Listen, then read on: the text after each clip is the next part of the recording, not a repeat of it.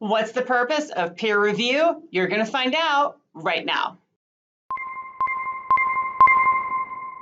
Hey everybody, I'm Leigh from teachingacademia.com, and I'm all about giving you the tools you need to navigate academia and make your best impact.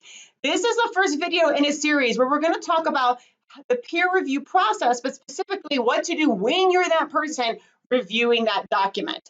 And throughout the series, you're going to see that the language that I use really hones in on how to peer review a journal article, but a lot of what I say you can apply more broadly. So you can think about it in terms of how to review conference proposals, how to review a book prospectus, sometimes full books get peer reviewed.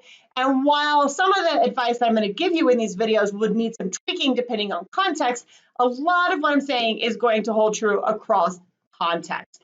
So in this video, we're talking about the purpose of peer review, and I'm going to give you two primary purposes behind why the peer review process exists, all right?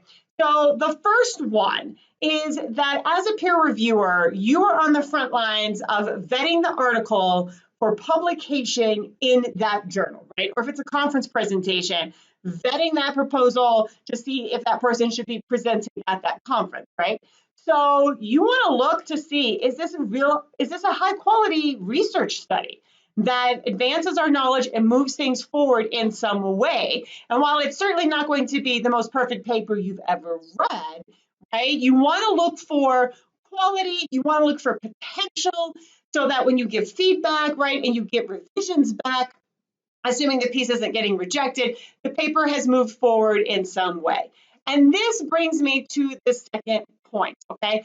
Your role in the peer review process is to provide feedback that's going to move that article forward in some fashion. So, for example, if you're giving a revise and resubmit as a recommendation, you want to leave feedback that is going to help move that article towards getting an accept or an accept with revision, right? You want to help improve the overall quality of the paper. And in subsequent videos, I'm going to be diving into exactly how you can do that.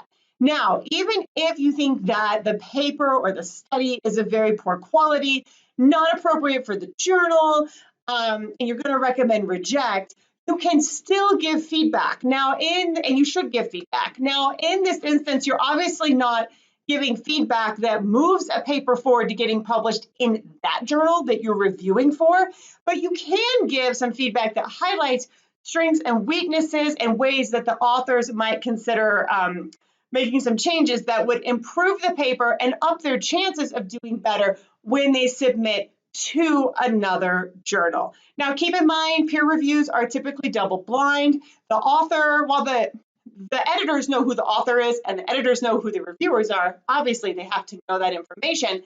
The author won't know who you are as a reviewer, and you shouldn't know who the author is either, okay?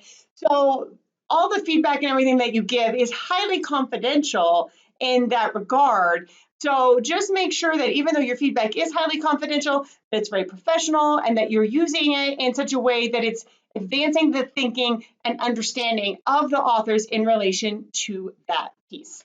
Okay, so if you like this video and you want more, click right here. I will see you in the next one.